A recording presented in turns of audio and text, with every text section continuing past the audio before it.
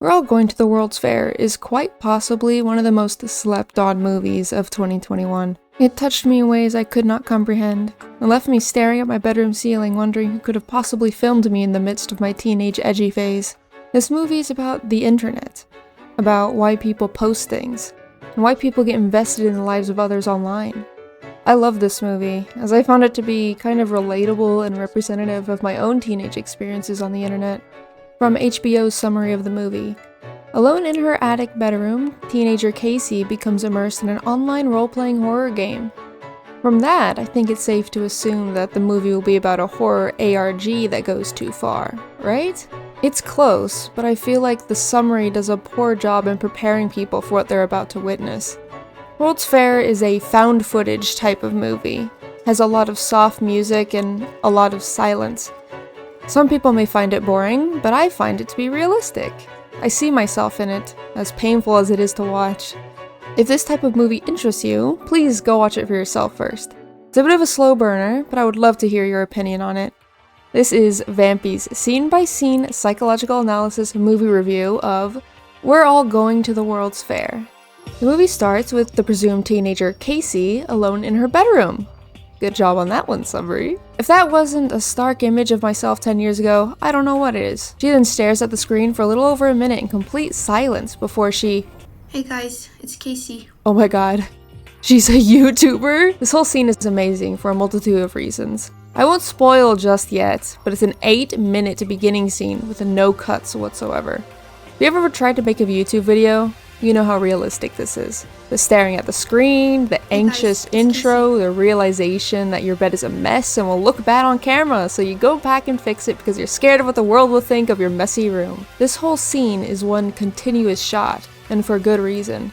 When you do a YouTube video, you don't stop recording and record again for another take. You just keep going and hope to remember to edit out the mess-ups. This might be boring to watch since most of the scene has no music, and one actor being as awkward, done well mind you, as humanly possible. She takes pauses for minutes at a time, doesn't seem confident at all in her delivery, and seems like she could burst into tears at any second. But to me, it's perfect. She'll make a great YouTuber. She redoes the intro and continues her video. She tells the viewer that she is taking the World's Fair challenge. She does not explain what it is, but if you know the internet, you know the kinds of challenges that attract teens. We are also introduced to her stuffed lemur Poe, very important character. She says, "I want to go to the World's Fair," 3 times, and then pricks her finger with a skull-faced pin. I said, pricks! What is she doing? Then she opens a video and watches it. We can't exactly see the video she's watching. All we can gather from it is the strobe-like multicolored lighting that illuminates her face, and the spooky ambient music in the background.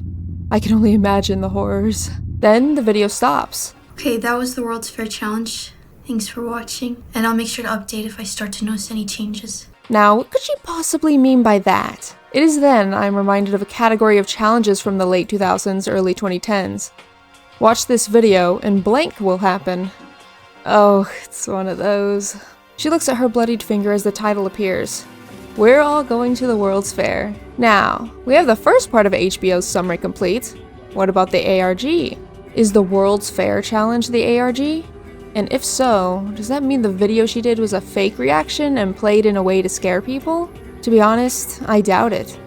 The summary says ARG, but I don't believe that. I say the summary is a liar. There's no way a teenager is that good at acting timid, awkward, and scared on purpose for some online ARG, right? That is genuine teenager behavior in my book, and the way the rest of the movie plays out makes me even more confident in that stance. If you don't know what ARGs are, they are made-up stories or games that seemingly take place in the real world. It starts by one person organizing a story and making a scary post claiming that this thing is real, piquing the interest of anyone who sees it. People flock to it as word spreads, and a common question is if it's real or fake. The point of an ARG is caving into it and taking it as genuine, having fun with the roleplay, playing the game as if it were real. A well-known version of a loose ARG is the Blair Witch Project, a supernatural horror movie from 1999. I'm sure you've heard of it. The promotional team presented the movie as being completely real. They made missing posters with the actors' faces on them and told audiences they were missing, and to report if they had any information. They had a website with fake interviews about the case, with nothing pointing to this being a marketing ploy for a new movie. Everyone believed it, and that's what makes it fun, I presume. It's a guessing game, and this exact dilemma is portrayed in World's Fair, beginning with this one 8-minute long shot. So, I'll come back to this throughout the video. Is Casey being genuine in her actions, believing that the ARG is real? Or is she just playing into the ARG for fun, knowing it's fake? Really nice music plays as the intro credits roll, taking a backdrop of the various places in Casey's town. It's shaky. I'm thinking it's meant to imply that Casey is filming all these locations herself. Next, she is holding her camera pointed at herself. Then, a shot is taken from behind her as she walks. I'm not sure if this was meant to mean that someone is following her, as all the shots so far in this movie have been through a camera's point of view. This is further put into question as the camera looks at her through the windows of a house. It's a bit confusing, but I don't think there's a concrete way to tell if it's a shot through a camera or a shot just for cinematic experience. We then cut to a compilation of phone-recorded videos from presumably other players of the ARG, which Casey is watching on her phone. So, it's obvious she knows it's a game, right? I mean, the video said it was the internet's scariest online horror game. But I keep thinking back to the way she cut her finger. There's no way someone would go that far for a game, right? She films herself in her room at her desk. She acts a bit hesitant. I'm assuming she is wondering if it's a good shot, or wondering what she should do for this scene, if it is truly all fun and games. Or possibly more likely, she is filming herself 24/7 in order to catch any possible changes from doing the World's Fair challenge. She watches videos of World's Fair symptoms. These consist of a man saying he has a game of Tetris building inside of him, a man slapping himself running on a treadmill.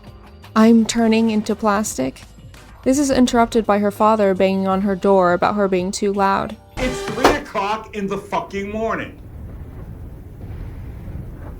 Sorry. On one hand, it was too loud and too late. But on the other hand, I really don't think her father should have spoken to her like that. She films herself in the woods, talking to the audience about why she took the challenge. I love horror movies, and I thought it might be cool to try actually living in one. Yeah, I don't think she thought this through. I used to sleepwalk a lot as a little kid, and I would tell myself these scary stories in my head so I could fall asleep for once. I don't know how someone could use scary stories to fall asleep. Usually scary stories are used by people to keep people awake, because it's funny to see people scared. But if she's all alone with no friends or family to comfort her, I can see how scary stories are used as a coping mechanism for all the dark thoughts she has. I'd have these crazy dreams, and I swear, in my head it was like paranormal activity. Like, I know I'd be dreaming when it used to happen. But it was like I was also awake at the same time. It was like watching myself on a TV all the way across the room. Sounds like she is describing an out-of-body experience, or even derealization. When things don't feel real, but do at the same time. Where you are looking at your own body as if you were someone else. Maybe this can explain the reasoning for the cinematography changing from camera view to cinematic view. I was aware of my actions. Yes, granted, I was aware, but I couldn't control myself. Is she still talking about the dream and not real life?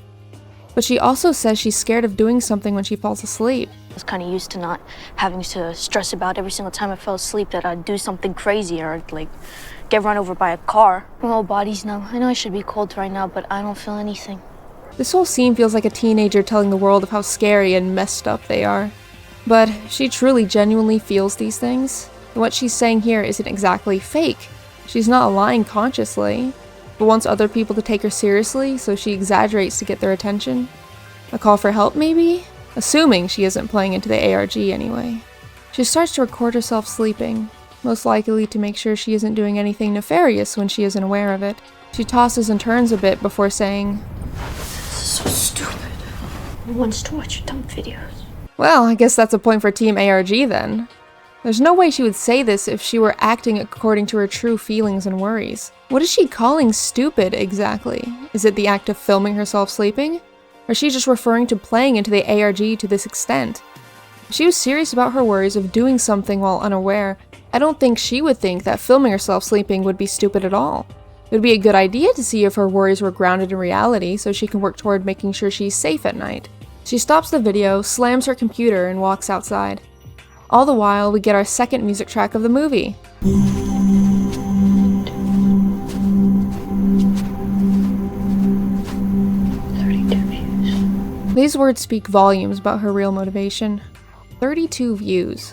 If she is that desperate, then it really would explain the multiple punctures to her finger at the beginning. She didn't believe in the ARG genuinely, and she wasn't playing into it for fun. She was just that desperate for views. But who knows? Maybe these ideas are not mutually exclusive. It's possible she's being genuine in her videos thus far, as well as caring about the view count. She wants to express how she feels on the inside, and wants that to be seen and recognized by other people. She wants reassurance. She goes into her shed and looks at, presumably, her dad's gun for a minute before putting it away. I hope to God she isn't thinking about doing what I think she is. She goes into the garage and listens to ASMR on a projector screen.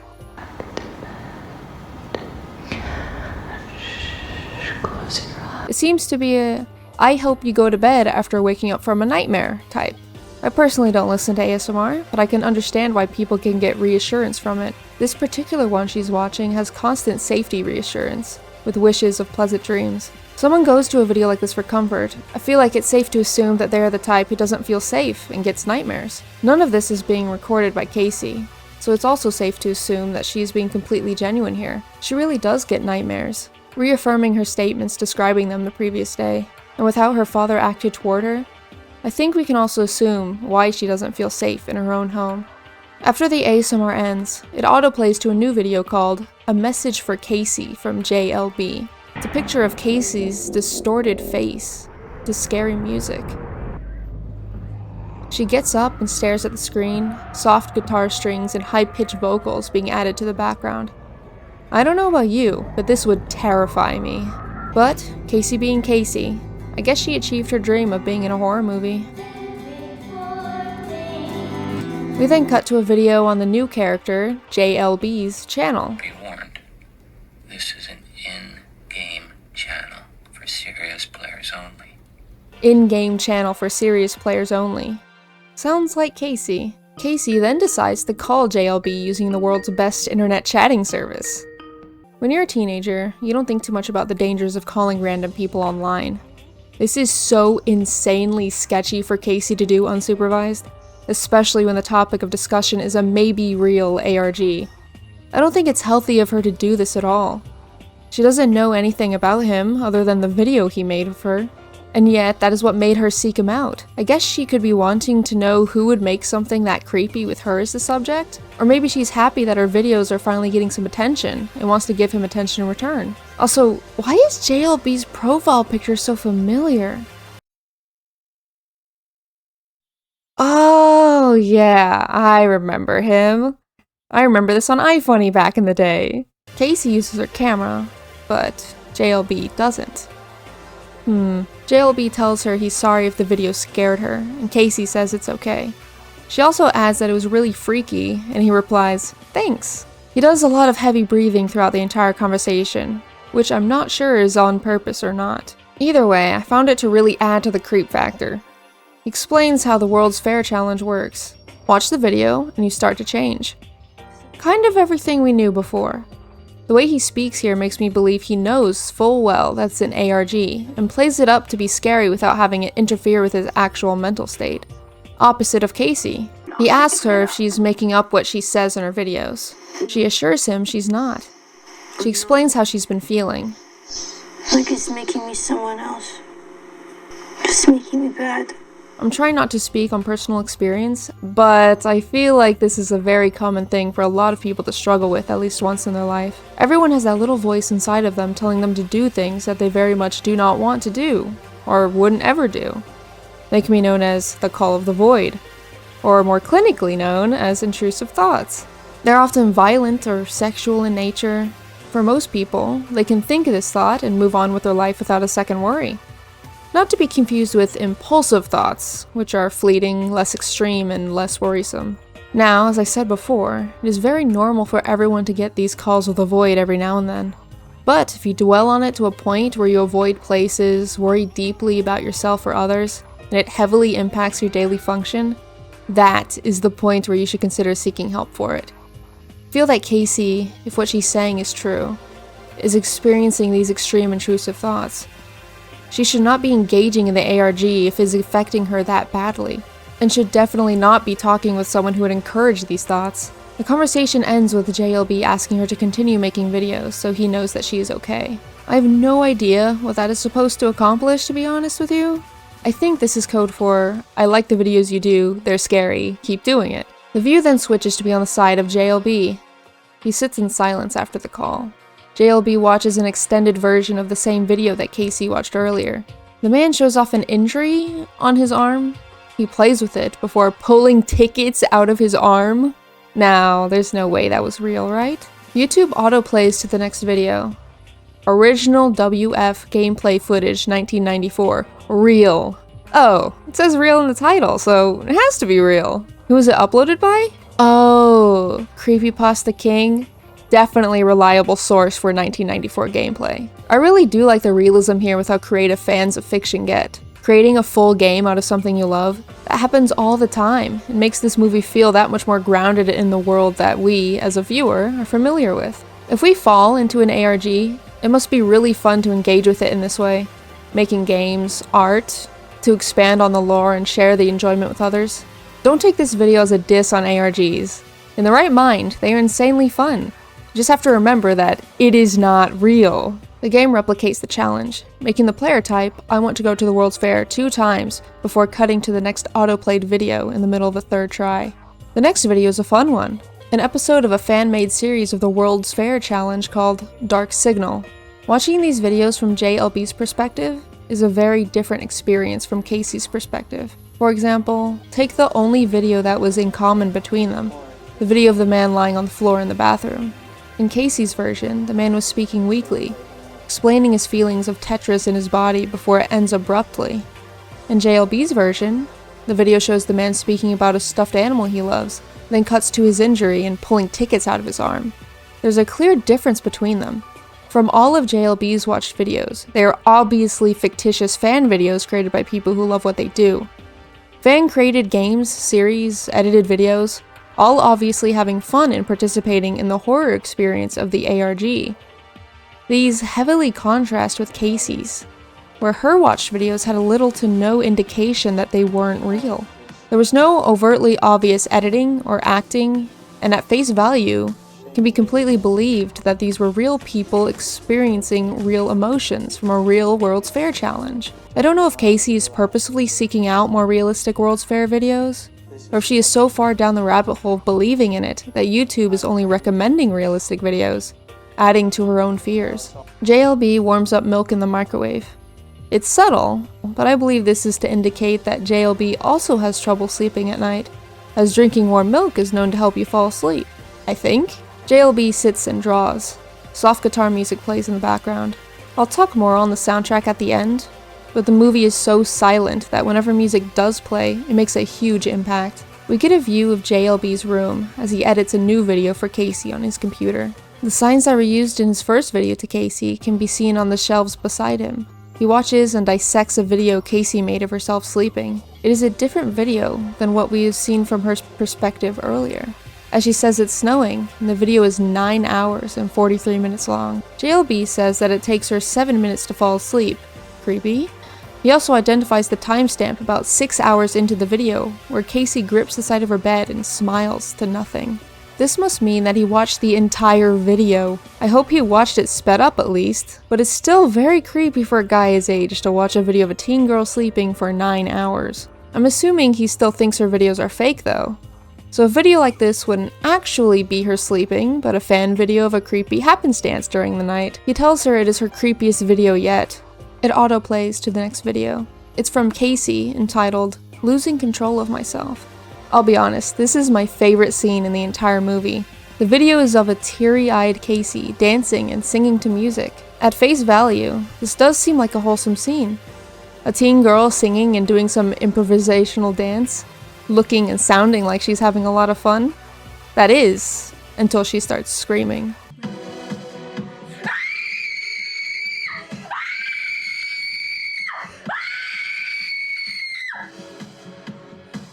When I mean screaming, I mean bone-chilling screaming.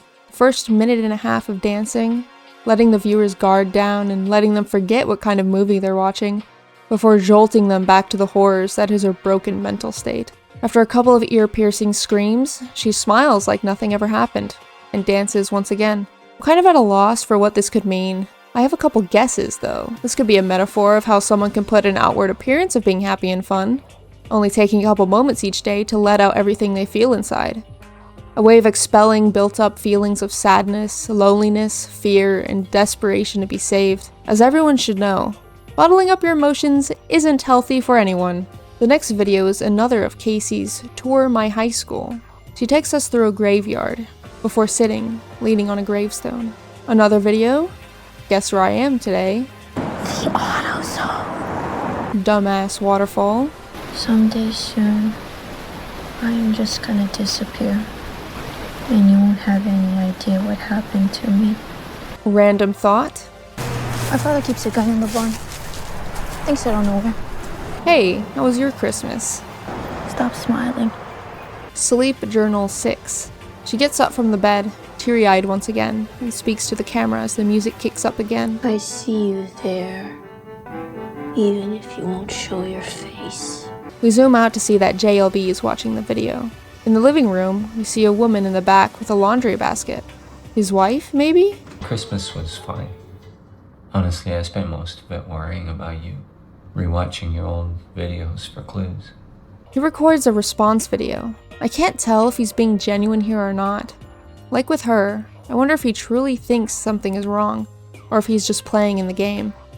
He said earlier that he was a very serious player, so that might just be the simple explanation. His line of rewatching your old videos for clues really strikes a chord for me.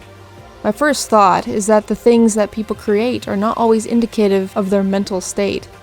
So going back and looking for clues seems incredibly pointless. But now that I'm going over this again, if anyone notices a problem with anyone, they will always go back and try to look for clues that they might have missed. So it's not so out of the ordinary. I'm also reminded of the game The Beginner's Guide. That game, created by the team behind A Stanley Parable, is about a man being obsessed with the creations of a friend to the point of psychoanalyzing everything he created, ultimately determining for himself that his friend was terribly depressed, even when his friend assured him he created things because he just liked to. No deep meaning, just having fun. Clues of anything can always be spotted in retrospect. If you're looking for something, you will find it even if it's not there. This is not to say that people who have mental struggles don't show signs of distress, which they definitely do. Reach out if you're worried about someone, but insisting that someone who's creating dark or depressing material is for sure struggling with some deep trauma is not always the case. With this scene, we are finally seeing just how invested JLB is with Casey's life. Worrying about her on holiday, as indicated with the in-between scenes and long stares into the distance, rewatching her old videos for clues. If he was certain that she was just playing a game, I don't think he would worry that seriously about her. But, like I said, you will find something you're looking for even when it's not there. He could just be saying these things to play the game and act like he's worried, when really he's having fun with her scary videos and trying to predict what she will do next. Though, does that look like a face who's having fun? We see JLB's computer screen as he records audio for his response. From here, we can see a script from which he is reading, along with many, many sticky notes. We're going to go through them one at a time. One has the title of Black Hats Currently Playing, with a list of names. Casey is among them with the note TBD, Can She Be Saved? Under that is the title of Reformed, White Hats, with the names of himself and a person named Rebecca. With this note alone, we can infer that he once believed in the challenge, but was able to snap out of it, labeling himself as reformed. It is possible that he is on the hunt to reform more people, saving them from what the challenge does to them. Another note reads, Kaflum, born Elizabeth Winters. It was her screen name. Suicide Livestream, December 24th, 2009. I tried to do some digging. It seems like this is a fake name and date made for the movie. If this was indeed a suicide livestream, there's no way that could have been faked for fun. Well, I mean, it could have. Anything is possible. But the chances of that are so near zero that I'm going to assume that it's real. If he wrote this down, I genuinely do believe that he thinks the challenge is real after all. I'm not one into ARGs, or have ever played one, but this obsession with it cannot be healthy, can it? I can see how it can be fun, but with things like these, it can be easy to get swept up in the fiction of it all. I feel like you need breathing room to calm down. take a step back and remind yourself that it isn't real. Another note reads, typing game, multiple reports. Created by Warren Applebaum, 1993. I'm assuming this is referring to the retro-looking video game that autoplayed from earlier. Another note is about a man named Hudson. Another about the possible locations of the World's Fair, and then the last one. This one is an interesting one. The note is titled, To Investigate Further, Possible WF Relationship. Everything on this list is real. I didn't know every one of them, but recognized a few and decided to look up the ones I wasn't familiar with so I could explain in better detail. Number 1 is unfavorable semicircle. I didn't know what this was, but from Wikipedia, it says that it was a YouTube channel created in 2015 that posted numerous unusual videos daily. They posted videos ranging from seconds to hours, consisting of pixelated, abstract images. Sometimes they had sounds, others were completely silent. The titles of the videos were random strings of digits, and they never had a description attached. Eventually, a community on Reddit was created to investigate what the videos meant, who made them, and why. The channel was taken down in 2016 after BBC covered this channel on one of their programs. There's a channel that has some of their archived videos if you're curious. Link is in description. Number 2 on the list is newest QAnon drops. If unaware, QAnon is a far-right political conspiracy group that resembles a cult. I won't go too deep into this one. Number 3 is Blue Whale Challenge plus Momo. These are two different things, so I can do one at a time. The Blue Whale Challenge was an online internet challenge that started in Russia in 2016. The challenge consisted of tasks sent to players over a 50-day period with the end goal of encouraging suicide. Starting from the first instruction, Day 1, that tells them to hurt themselves, it escalates day by day with promoting emotional numbness and encouraging negative thinking until it reaches Day 50, where it instructs them to jump off a high building and take your life. This is one of the 3 on the list that I knew of. I remember when this hit the news when I was 16. Just the notion of someone curating a list such as this, promoting suicide in such a way, forms a pit in my stomach. There have been many guesses and assumptions of who or what started the challenge, with the rest made of people promoting the challenge or creating groups of minors to participate. The only thing that can be gathered concretely is the uptick in cases after it was sensationalized on TV. Momo, or the Momo Challenge, was in a similar vein to Blue Whale, where Momo presented a series of tasks to the player encouraging self-harm and harm against others. If the person did not do what was assigned, Momo would hurt them. For Momo, there were minimal effects of real violence associated with the challenge in comparison to Blue Whale. But both challenges can be attributed to being nothing more than moral panic, where the media sensationalizes an issue with unverified stories to garner attention. Number 4 is Blood Over Intent Rituals. I had to look this one up as well. Seems to have been a YouTube cult starting in 2013, where members would cut their fingers and write runes or messages of their desires in their own blood. Number 5 is The Brain in a Vat. It is a popular philosophical thought experiment created by Gilbert Harman.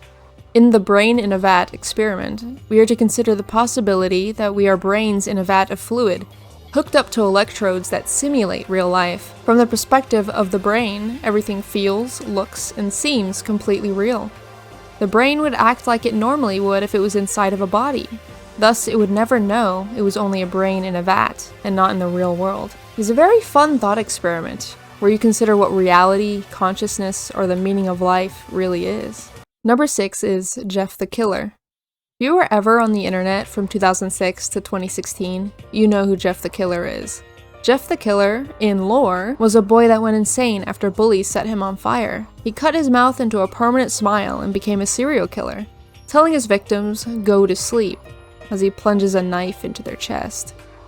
He became, I would say, one of the most popular figures in all of creepypasta. The last one, number 7, is Mother Horse Eyes. Mother Horse Eyes is a Reddit user known for posting horror stories randomly onto comments or posts with no connection to the original context. This user garnered attention due to the many interconnecting stories, called narratives, that they create, eventually growing into its own series with dedicated fans to gather the narratives and discuss what they mean. Finally, at the bottom, it says, "Rewatch Paranormal Activity and The Matrix." Finally, we can move on from analyzing his computer screen and get to what he's actually talking about here. I can feel the forces of the fair pulling you in closer with each new video you upload.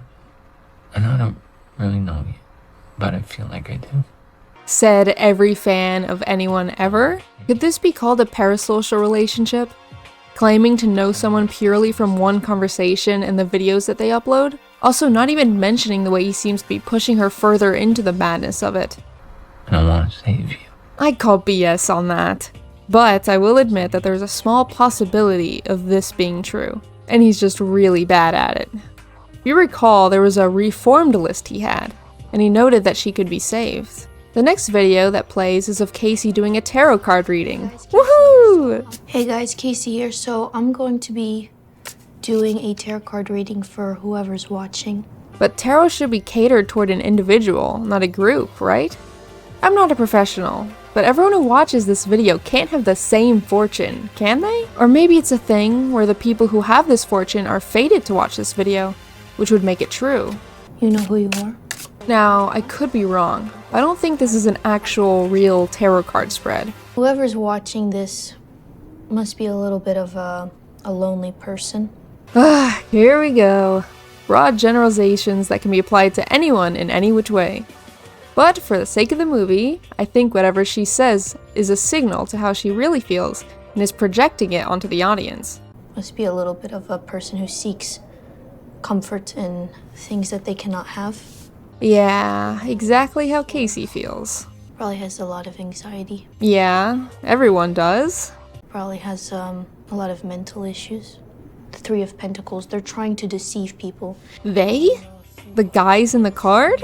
I don't know if you guys can see or not, but this guy, he's just walking around like he knows everything. I think she's talking about JLB. I hate people like that know everything and they just always are like, well, no, this is how it is. To be fair, no one knows everything. But some people do know a lot and will seem to act like they know everything, even if they know they don't. But yeah, definitely talking about JLB. Who are you to tell me how it is? This is a bit vague. Depends on the topic, but some people are qualified to tell you how it is on a variety of subjects, like math and astrophysics. They keep pushing a certain agenda over and over again. They keep charging for it with the same boring message, acting like they're the big guy. Okay, I think I have it. This whole video is directed to JLB. The they she keeps talking about is him. He has directed many videos to her by name, but she has never directed a video towards him before. She doesn't explicitly say it, but vague posting about it. But you have anxiety, and you're lonely, and you're fearful. So how strong are you exactly? What a call-out post. I can't decide if she made this to call out her own feelings, is projecting her feelings on the audience, or if it was all tailor-made to be a call-out on JLB. One of those three, definitely, though. Appreciate you guys for watching. Next, she's walking down a street. My father needs to go. I know this. I'll wait until the morning. Well, we finally reached that point, huh? Taking matters into her own hands. She's just saying this in a video, so who's to tell if she's serious or not? If we take her voice, it is very monotone and hard to tell the emotions of it. A lot of her talking is like that. And at 6 a.m. when he gets up for his first job of the day, I'll be ready for him. 3 shots to the stomach. Okay, I think she's serious. And I'll stand there and watch him bleed. How ironic. She's planning a murder and she comes up on a police vehicle. If she actually didn't want to do it, she wouldn't make a plan. Deep down, she does want to do it, and is only putting up the guise that she doesn't. I want to do it. But I don't think I'll be able to control myself. Using the excuse of, I don't want to, but I won't be able to control myself, for the inevitable ending with her standing over the corpse of her father with a gun in hand. The words, won't be able to control myself, describes plainly being out of control. If you know that a certain situation or person will drive you into a state of no control where you could hurt someone or yourself, knowingly putting yourself in that situation, especially if you know what the end result will be, Shows self-sabotage, apathy, or both. She wants her father gone. She's not afraid to do it herself at this point. Maybe I'll just kill myself instead. Final ultimatum that she gives herself. Kill herself or kill her father? Maybe both? Clearly on her final ropes, not knowing a way out other than these two options. It really is quite sad.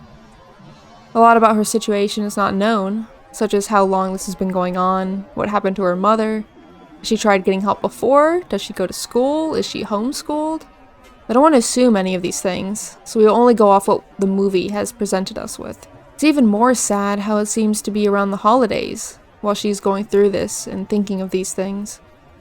Seeing all the people in the street and hearing the distant muffled holiday music, that time of the year can be both the best or the worst, depending on your situation.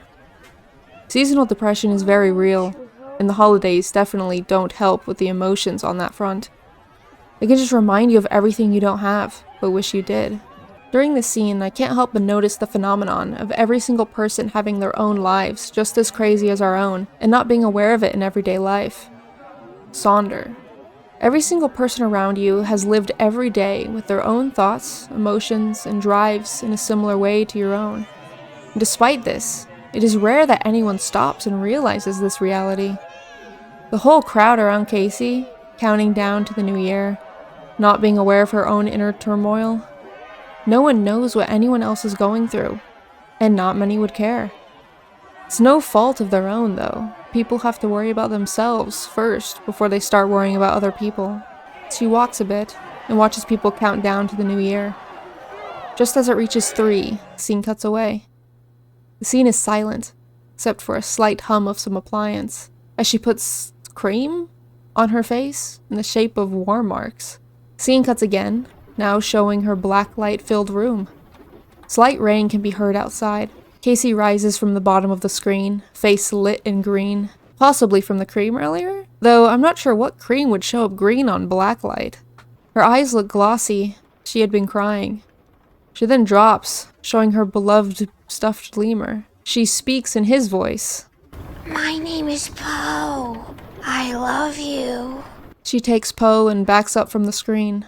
She does a lot of creepy standing, gesturing, before ripping poor Poe to shreds with her bare hands. She takes one of Poe's eyes and holds it up to her own, presenting us with the iconic promo thumbnail on Max and everywhere else the movie can be seen. She continues ripping and ripping at him, before stomping him into the ground. You can hear the wooden floors shake with the amount of force she is applying. She then heads downstairs. After about 20 seconds of nothing, she reappears and turns the lights on. She cries, acts in shock at what happened. Gosh, this isn't the most I'm so messed up teen girl plea I've ever seen. I'm not sure if it was supposed to make me feel that way, but I'd say this scene gives a point to the "it's all fake" crowd.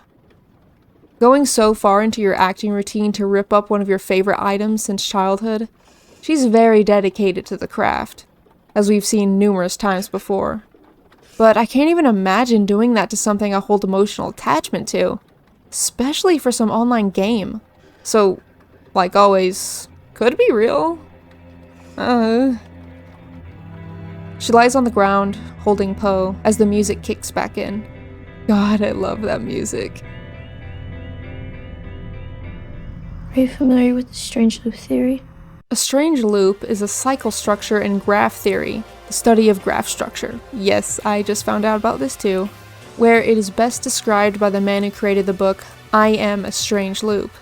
He says, "What I mean by strange loop is not a physical circuit, but an abstract loop in which, in a series of stages that constitute the cycling around, there is a shift from one level of abstraction or structure to another, which feels like an upwards movement in a hierarchy, and yet somehow the successive upward shifts turn out to give rise to a closed cycle. That is, despite one's sense of departing even further from one's origin, one winds up, to one's shock, exactly where one started out. In short, a strange loop is the paradoxical level-crossing feedback loop. If you're interested in this more, look it up. I'm researching this, and it goes deep, and I couldn't possibly cover it all." Casey continues. The video is a fake.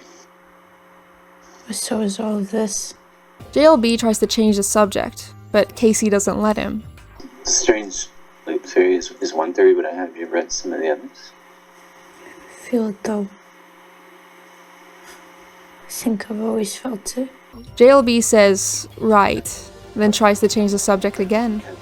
He says Cal-Rom is trying to trap her in the fairgrounds, and thinking like she is exactly what Cal-Rom wants. Casey asks him how long until she does it, since he's the expert.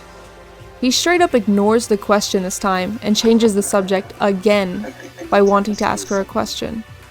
And, for the first time in the entire movie, they verbally refer to the game.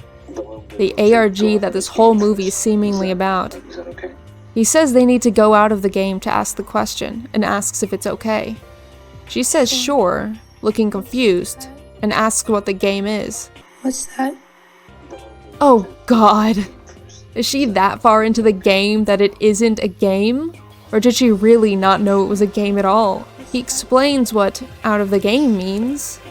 She says she didn't know that term. All she says is, oh, with a pause. Then, I feel like it's obvious here that she thought it was real and is playing along. When it comes to games like this, I feel like there needs to be strict boundaries on what is in the role-playing game and what isn't. JLB, being a pro, knows how to verbally set these boundaries in a safe way. Casey, on the other hand, might not. Or, like always, she never knew it was a game in the first place. He explains that Cal-Rom, the videos, and everything else are trailheads, an ARG term for points of reference for the players to dig deep into and think about. Just been a little worried because I guess I don't know how to say this exactly, but your videos have been pretty intense lately. It's a horror game, right? So, she does know it's a game now? Or maybe she just knew a little of the terminology of it all. That's also a possibility. He goes on to explain that he knows how hard it is to be in high school, and that he has had a rough time with it himself. He says he knows how stupid thoughts go into your head sometimes at that time in your life. This is most definitely implying that he thinks that her videos are real, and that everything she is videoing is how she actually feels. And, at first glance, that's really how we, the viewer, are feeling about this as well. JLB is speaking for us. She has an interesting reaction to this. She laughs. What did you think? I was actually gonna kill myself? I don't know. Or kill somebody else? She's being incredibly defensive. Her tone of voice does not match with what she wants to get across. I'm assuming she's saying this to dissuade what he thinks is true, that she's planning something horrible. To be believable that she didn't legitimately think about doing it, you'd think she would have a lighthearted laugh, smile a bit, have an uplift in her voice as she speaks. But because of Casey's bad acting, or just her being a teenager, I feel like she's unable to hide her true feelings, and it shows in her genuine reaction of shock and possible fear. It is a deep, dark, and personal subject. It would be hard for a lot of people to hide their true emotions when being directly accused like this. It feels as if she, herself, is in shock about her own feelings and thoughts. People can think whatever they want in their own world, but when your own thoughts are repeated back at you, you see them in a completely different light. How dare you accuse me of thinking those dark things? You don't want to believe in that severity. Suicide, homicide, and related subjects are insanely serious, and should be treated as such. She shouldn't be in such shock about him being worried. It is normal to worry for people if you think they're in such danger to themselves or others. Her being in shock would confirm that she doesn't think that those subjects are serious enough to warrant such a worry. Or perhaps she has had these thoughts for so long that they have become normalized to her. If she didn't actually think those things, she could reassure him that she's okay, not becoming angry that she was ever accused of such a thing. You're often so used to your own dark thoughts that when you express them to other people, it's only then you are reminded of the real severity of them. Your blissful reality of passive suicidal ideation comes crashing down. You aren't okay, and others can see it. It's hard to face the reality that you might need help, especially as a teenager. I guess I can't blame Casey for being defensive. Now, in this situation, Having JLB be worried and talk to her about it is not ideal. But if she really has no friends and no one else has noticed anything, it's better than nothing. I was just worried that I wasn't sure if you were playing, acting or letting him steam or whatever. Or You and me both, JLB. She just nervously laughs at everything he's saying. He goes on to say he thought about reporting her videos or calling the police to check on her. You thought about calling the fucking police? They're just videos. What is wrong with you? They're pretend. You know, how dare she say that about him? Being worried about someone's safety? Come on. You engage with horror content, ARG content, but if you don't let any hint out that you're okay, people will worry. I believe it really is in human nature to worry about each other like that. I can understand that you want to put things out there, a story, a series, whatever. But when making such worrying content, I feel like you have to understand, as a creator, that not everyone will get it. You have to either be okay that people will worry about you, or you have to clear the air on what's acting and what isn't. You can't just expect people to see someone post these things and not have a care in the world about someone's well-being. At the very least, you have to expect some real worries in response to that type of horror content. That being the content where you make your life seem as if it's its own horror movie. You need to have some line between fake and real. For yourself and for your viewers. She ends the conversation with, Yeah, I have to go. he tries to keep her talking, calling her name. But she claps back with, That's not even my name. wait. talk about defensive. The call ends, and we see JLB's side. At this point, I feel it becomes clear that having a middle-aged man be this invested into a teen girl is a bit weird. I can definitely see why he would be worried, but knowing how young she is, I don't think the right call was to message her, call her, play the ARG with her at all in the first place. The most he should do is to call for help if he's really worried. But who would he call? He doesn't know where she is. It really is difficult having online connections in situations like this.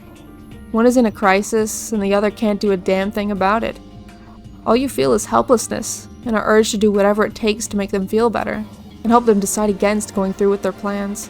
Casey messages him, "Don't ever call me again." I really don't want to discuss the possibility of him being that. From what we have seen in the movie, his connection to her was purely out of worry and out of interest of playing the ARG. If it was beyond that, I feel like the movie would have shown something, or at least hinted at something. It was wrong of him to message her in the first place. But now that he sees how messed up she is, I can't fault him for trying to help. You never want to feel helpless when someone is suffering. JLB gets up from the computer, clearly distraught, as the camera follows him around his house. His house is huge! He stares at the blank TV screen, and mutters to himself things he'd want to say to her. He gets up and rushes through his house again. He tries to call her multiple times, getting denied each time. He messages her, "Please don't do it. Just keep making videos." With this, I understand his sentiment of keep making videos to make sure she's okay. She doesn't want to be confronted. She's not ready to accept that she needs help. So her posting videos is the only way that people online can tell that she's okay. But really, it is a bit selfish to tell her to keep making videos. Color splashes on her face as music plays. I swear, someday soon, I am just gonna disappear. This is the second time she's saying this line. She doesn't repeat herself often. And you won't have any idea what happened to me. This is true. She has no friends, no family, and her only presence is online.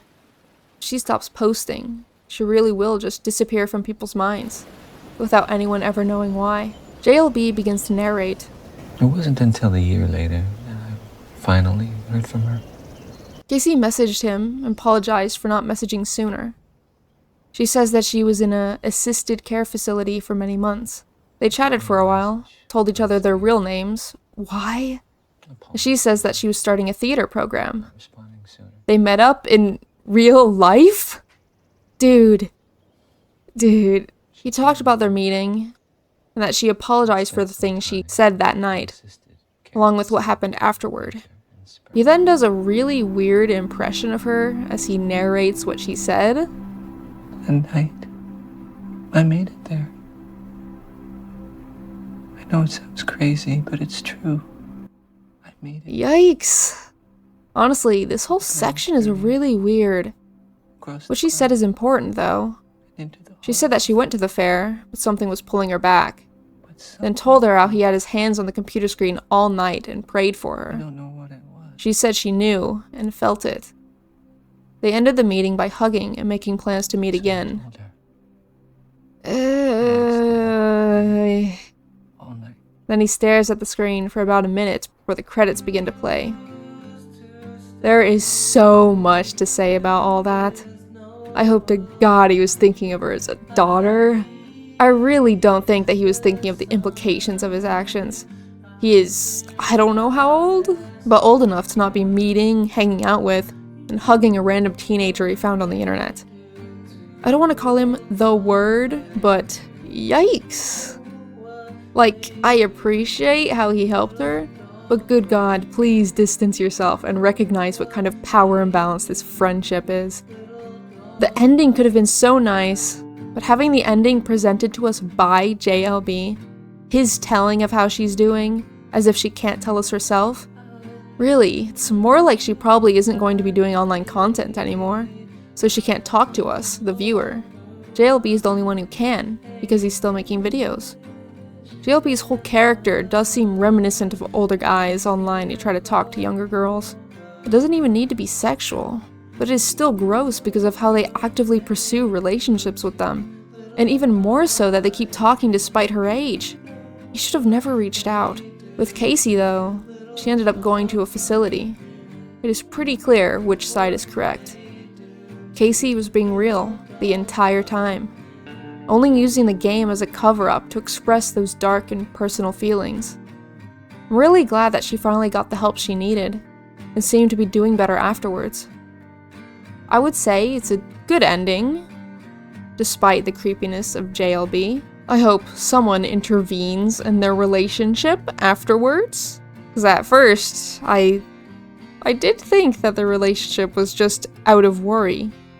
But the worry part is over. They need to cut contact and move on. Yeah, I still am creeped out by it. So yeah, that's We're All Going to the World's Fair.